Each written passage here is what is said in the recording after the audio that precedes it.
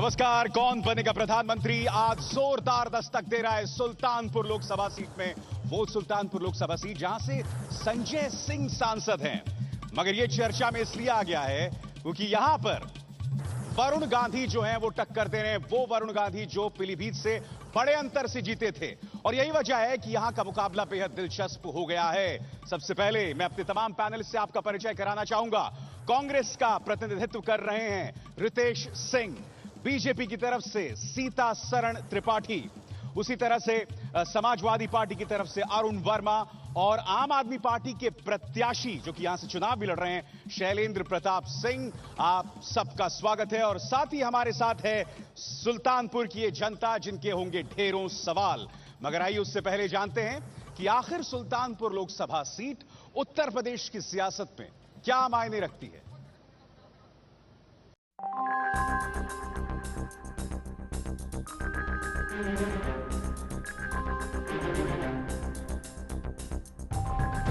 UP के सुल्तानपुर की seat Amethi से सटी है। इस सीट पर अभी कांग्रेस के संजय सिंह का कब्जा है। संजय सिंह को राज्यसभा भेजने के बाद कांग्रेस ने उनकी पत्नी अमिता सिंह को टिकट दिया है।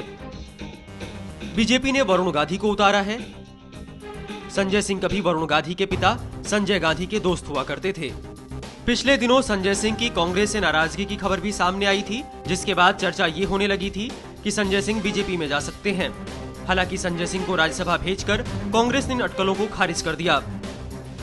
सुल्तानपुर में अमिता सिंह और वरुण गांधी आमने सामने हैं। बीएसपी ने बाहुबली पवन पांडे को टिकट दिया है, जबकि समाजवादी पार्टी की तरफ से शकील अहमद उम्मीदवार हैं। विधानसभा चुनाव में समाजवादी पार्टी ने सभी 5 सीटों पर जीत दर्ज की थी, लेकिन ये सीट वरुण गांधी और अमिता सिंह के लिए प्रतिष्ठा की सीट बन गई है। सुल्तानपुर में 7 मई को वोटिंग है। तो आइए बहस का आगाज करते हैं और शुरुआत करते हैं कांग्रेस से। सबसे पहले कांग्रेस रितेश सिंह, आपसे जानना चाहेंगे जनता आपको वोट क्यों दे और आपके 20 सेकंड शुरू होते हैं अब। जनता हमें 130 करोड़ की सीवर लाइन, 50 करोड़ के ओवरहेड टैंक, 23 नलकूप, 3000 जल निगम जो गांव में है, 3000 solar lights, 4 overbridge, model school, Navodaya Vidyalaya, Unchahar से सागंज तक की रेलवे लाइन, 228 किलोमीटर नई बड़ी सड़क और 230 किलोमीटर उच्चीकरण सड़क। देश में 31 बने नए सेंट्रल यूनिवर्सिटी, 7 नई IIT जो 6 IIM के नाम। आपका वक्त खत्म हुआ, मस्त रट्टा मारा है आपने। बीजेपी से सीतासरण त्रिपाठी जी, जनता बीजेपी पर क्यों एतबार करे और ये बात आप हमें 20 सेकंड में बताएं। देश की सुरक्षा के लिए, राष्ट्रीय स्वाभिमान के लिए, महंगाई पर नियंत्रण के लिए, भ्रष्टाचार समाप्त करने के लिए, आतंकवाद समाप्त करने के लिए सिर्फ और सिर्फ भारतीय जनता पार्टी पर कोई विश्वास कर सकती। जनता किसी दूसरे दल पर उसको विश्वास नहीं रह गया है। इन सारी चीजों का समाधान केवल भारतीय जनता पार्टी कर पाएगी, किसी दूसरे राजनीतिक दल की इच्छा शक्ति इनको समाप्त करने की नहीं है। आपने 20 सेकंड से पहले ही अपना वक्त पूरा कर दिया। अब सीधे रुक करते हैं समाजवादी पार्टी का अरुण वर्मा का। आप पर जनता क्यों एतबार करे और आपके 20 सेकंड शुरू होते हैं अब। समाजवादी पार्टी पूरे उत्तर प्रदेश में किसानों के लिए काम करती है। आज उत्तर प्रदेश, क्योंकि उत्तर प्रदेश का 80% लोग किसान हैं, किसानों के लिए आज पूरे उत्तर प्रदेश में नहर सिंचाई फ्री है। जहां खाद के लिए लोगों को लाठियां खानी पड़ती थी, आज माननीय नेताजी आदरणीय अखिलेश यादव जी हमारे मुख्यमंत्री हैं, उन्होंने खाद की व्यवस्था की और किसी खाद की कहीं कोई समस्या नहीं होती है और हमारे सरकार ने किसानों के लिए। आपका वक्त खत्म हुआ। आम आदमी पार्टी जो कि दस्तक दे रही है यहां पर, शैलेंद्र जी बताइए आप पर जनता क्यों एतबार करे और आपके 20 सेकंड शुरू होते हैं अब। मुझ पर जनता इसलिए एतबार करेगी, मैंने स्टैम्प पेपर पर अफिडेविट के रूप में अपने वायदे दिए हैं। सबसे पहला वायदा है मैं सुल्तानपुर को हिंदुस्तान का पढ़ाई लिखाई के मामले में नंबर 1 जिला बनाऊंगा। 1500 बच्चों को हर साल मुफ्त में डॉक्टर, इंजीनियर, IAS, PCS बनाने के लिए मुफ्त में कोचिंग दूंगा। और मेरा दूसरा वायदा है 1 साल के अंदर सुल्तानपुर में पहली फैक्ट्री लगाऊंगा जिसमें सुल्तानपुर। बहुत बहुत शुक्रिया, आपका वक्त खत्म हो गया। सबसे पहले कांग्रेस का रुख करते हैं। रितेश जी, मुझे ऐसा लगता है आप अच्छे विद्यार्थी रहे होंगे, आपने बहुत अच्छा रट्टा मारा था, कुछ भूले नहीं आप। मगर इस सवाल का भी जवाब दे दीजिए, आपके अपने जो राजा साहब हैं वो जनता के लिए क्यों नहीं उपलब्ध रहते हैं? क्या अभी भी उन्हें ऐसा मुगालता है कि राजे रजवाड़े के वक्त खत्म नहीं हुए? नहीं, पहली चीज तो मैं आपको बता दूं कि रट्टा मारना कुछ नहीं है, काम किया रहता है तो काम जुबान पे होता है। दूसरी बात, उपलब्धता की जहां तक बात है, हर मौके पर वो 15 और 30 तारीख को जनपद में उपलब्ध रहते थे, हर तहसील और हर ब्लॉक पर वो हर संडे को उपलब्ध रहते थे। सबसे ज्यादा आपदाएं जहां पड़ी, चाहे वो इसौली का बाढ़ कांड हो या चितावनपुर का। ऐसा है क्या सीतासरण जी, उपलब्ध रहते हैं क्या? आपको लगता है उपलब्ध रहते हैं क्या? इस जनता का रिएक्शन ये साबित कर रहा है कि पूरी तरह झूठ का पुलिंदा है। सर्वाधिक अगर अनुपलब्ध रहने का आरोप किसी पर है तो माननीय संजय सिंह जी पर है। पूरे 5 वर्षों तक जनता के बीच में नदारत रहे। क्यों 5 वर्षों से नदारत थे? मैं बताता हूं, आपने बात काट दी। ये उनके उपलब्धता की जगह थी जहां पर वो मिलते थे। मैंने कहा कि चाहे इसौली का बाढ़ कांड हो या चितौनपुर का अग्निकांड, सबसे पहले पहुंचने वाले संजय सिंह हुआ करते थे। और आप जानते हैं कि 5 साल में 450 दिन होते हैं एक सांसद के पास, और 450 दिन में 1800 गांव में पर हेड पर गांव जाना, ये थोड़ा सा मुनासिब कम होता है। एक हर जगह पे हर ब्लॉक में एक वेन्यू बना था जहां वो मिलते थे और जनता का निवारण। मैं आपकी बात समझ गया। सीतासरण जी इस बात को मानेंगे कि कम से कम लोकसभा के अंदर संजय सिंह जी ने सुल्तानपुर के मुद्दे उठाए और ये सब चीजें रिकॉर्ड पे हैं। किसी प्रकार का कोई मुद्दा का समाधान अगर आप बता दो तो हमको कांग्रेस की तरफ से कोई समाधान नहीं है। रेल शाहगंज से कादीपुर होते अमेठी के एक रेलखंड की योजना पूरे 5 वर्ष तक संजय सिंह से लोग मांग करते रहे, उसका वो शुरुआत तक नहीं करा सके। सर्वे बार बार होता, सर्वे हो रहा, लेकिन उसकी शुरुआत काम नहीं हुआ। क्या संजय सिंह ने सुल्तानपुर के मुद्दों को उठाया नहीं? देखिए, उन्होंने मुद्दे क्यों नहीं उठाया, और जो चुनाव लड़ने आए थे उन्होंने कहा था कि एक चुनो दो पाओ, लेकिन चुनाव के बाद कोई नहीं मिला और कभी क्षेत्र में उपलब्ध नहीं रहे। जितने सांसद अभी तक हुए हैं, कह लीजिए कि उससे बुरा कोई सांसद नहीं था। उससे बुरा कोई नहीं था। तो आपने फिर संजय सिंह के खिलाफ गुमशुदगी की रिपोर्ट क्यों नहीं दर्ज की? संजय सिंह ने मेरे चुनाव प्रचार का आधा काम कर दिया है। मैं सबसे कहता हूं भैया, दूध का जला छाछ फूंक फूंक के पीता है। 5 साल संजय सिंह नहीं दिखाई दिए, अगर नहीं नजर आए तो वरुण गांधी तो सपने में भी नहीं दिखाई पड़ेंगे। वरुण गांधी का भी यही हश्र होने वाला है, ये कह रहे हैं। ट्रैक रिकॉर्ड उठाकर देखना चाहिए वरुण गांधी का।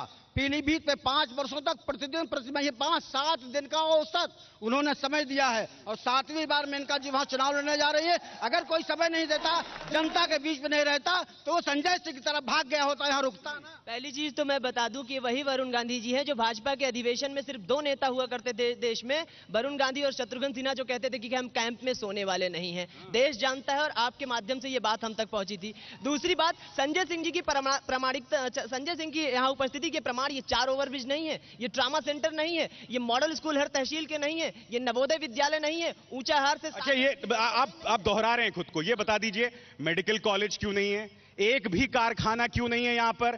चीनी मिल जो है वो दम तोड़ रही है। अब इस पर भी मुझे बता दीजिए। बिल्कुल, देखिए, विकास एक सतत प्रक्रिया होती है और 5 साल एक लिमिटेड समय होता है। हमने विकास, जब हम सुल्तानपुर में आए पिछले 20 साल में 2 बसपा के सांसद रहे और 2 भाजपा के सांसद रहे। मैं बोलूंगा तो आप कहेंगे मैं फिर वहीं आया। जितनी योजनाएं मैंने, चलिए और भी लोगों से। जी सर, मैं पूछना चाहूंगा कांग्रेस के नेता से कि इनको 60 साल लग गए भोजन का कानून लाने में, लेकिन भोजन कब मिलेगा? और समाजवादी पार्टी के नेता से पूछना चाहूंगा कि अमेठी और रायबरेली में आपका प्रत्याशी क्यों नहीं है? जी सर, मैं ये पूछना चाहूंगा कि ये शर्म की बात है कि विकास का मुद्दा ना होकर सेकुलरिज्म क्यों मुद्दा है? और क्या कहते हैं, भाजपा को छोड़ के बाकी सारी पार्टियां जो है सिर्फ सेकुलरिज्म के मुद्दे पे वो कर रही। जब मुलायम सिंह जी धर्म के आधार पर आरक्षण देने की बात करते हैं, क्या वो दिखाई नहीं पड़ता? चलिए और मेरा सवाल कांग्रेस से है। कांग्रेस पार्टी कब अपने प्रधानमंत्री को अपने तरह से कार्य करने देगी, इस परिवारवाद से हटके? ये आरोप लगातार लगते रहे हैं, मगर मेरा दूसरा सवाल है आपसे। सवाल मेरा ये है कि मैं अमेठी भी होकर आया था।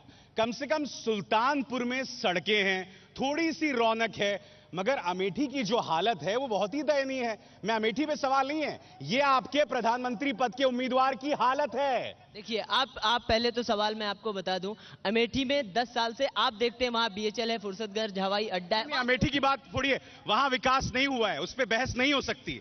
वहां दयनीय हालत है। मैं सिंपल कह रहा हूं, ये हालत है आपके प्रधानमंत्री पद के उम्मीदवार की। तो आप जवाब क्या चाहते हैं? क्या पूछना चाहते हैं आप? सवाल दयनीय हालत है। नहीं, बिल्कुल दयनीय हालत नहीं है। उन्हीं की सोच का नतीजा था जो मैंने आपको गिनवाया कि 11 सेंट्रल यूनिवर्सिटीज होती थी और 44 हो गई। आपने IITs होती थी 9 बढ़ी 16 हो गई। आपने अपने समर्थक को पीछे सुना?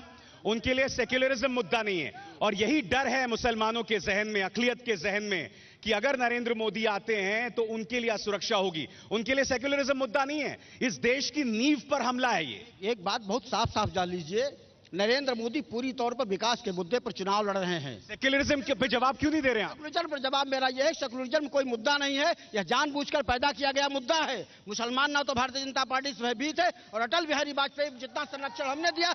सेक्युलरिज्म इस देश की नींव है, आप उसे कैसे तोड़ सकते हैं? विरोधी जितने राजनीतिक दल हवा दिखाकर मुसलमानों, ये हवा है क्या सेक्युलरिज्म का? हवा है क्या? ये धर्म को जहां तो धर्म को बांटने का काम भाजपा वाले करते हैं, हिंदू मुस्लिम को आपस में लड़ाने का काम भाजपा वाले करते हैं। आजम खान साहब क्या करते हैं? आजम खान साहब क्या करते हैं? आप दूध के धुले नहीं है? नहीं, ऐसी कोई बात नहीं है, हमारे नेता हैं वो ऐसा नहीं करते, लेकिन भाजपा हमेशा हिंदू मुस्लिम को आपस में लड़ाने का काम करती है। मेरा एक लाइन में कहना है, जरा अल्पसंख्यक भाइयों से पूछिए, हम उनको चचा जान भाईजान कहते हैं कि नहीं? हम उनके साथ बैठकर खाते। आप डर पैदा कर रहे हैं लोगों के जहन में, आप डर पैदा कर रहे हैं, और इसी डर के चलते आप सियासत करते हैं अपनी। हम किस बात की डर पैदा कर रहे हैं? कम्युनिटी की बात ये करते हैं। मालेगांव से मुजफ्फरनगर के विस्फोट वो कराते हैं, 300 करोड़ के ठुमके वो लगवाते हैं, गुजरात कांड ये करवाते हैं, रजत शर्मा के एक उसमें जो उनकी आपकी अदालत एक कार्यक्रम आता है। चलिए अब वो कार्यक्रमों की बात ना करें। मैं एक उसमें बयान था मोदी जी का कि जो मैंने गुजरात में किया वो करके दिखाता। वो कैसे डिनाई कर सकते हैं कि वो वहां पे हम मिसकोट ना करें, चीजों को मिसकोट ना करें। जी जी बोलिए। मैं सपा के विधायक अरुण वर्मा जी से एक सवाल करना चाहता हूं। वह धर्मनिरपेक्षता का आईना भाजपा को दिखा रहे हैं, और जय जवान और जय मुसलमान का नारा किसने दिया? और मुसलमानों की स्थिति, एक मिनट विशाल जी, बात मेरी खत्म नहीं हुई। मुसलमानों की स्थिति बात करते हैं तो पीएमओ ऑफिस का रिकॉर्ड बताता है कि हिंदुस्तान में अगर सबसे ज्यादा खुशहाल मुसलमान है तो गुजरात नंबर 1 में है। समझ गया आपकी बात जी। सबसे बड़ा, हम भाजपा वाले अल्पसंख्यक हैं, हमको सबसे बड़ा भय ये है कि जब वल्लभ भाई पटेल पहले गृह मंत्री हुए तो उन्होंने सबसे पहला काम, जो इनके आइडियल हैं नरेंद्र मोदी के, उन्होंने सबसे पहला काम आरएसएस पे बैंड लगाया। क्यों उनको इस तरह का भय था? जब उनको भय था तो हम लोगों को क्यों न भय हो? यानी कि एक तरह से भय जो है नरेंद्र मोदी के आने पर बना हुआ है। मगर आज हमने कोशिश की सुल्तानपुर के तमाम मुद्दों को उठाने की, वक्त की कमी है, मगर हम आपको वादा करते हैं कि कौन बनेगा प्रधानमंत्री का ये कारवां जारी रहेगा। कल हम बिहार का रुख करेंगे, और आप सबका बहुत बहुत शुक्रिया इस चर्चा में शरीक होने के लिए। हम आपसे भी अपील करेंगे कि बड़ी तादाद में जाइए और अपने मताधिकार का इस्तेमाल कीजिए। एबीपी न्यूज पर खबरों का सिलसिला लगातार जारी है।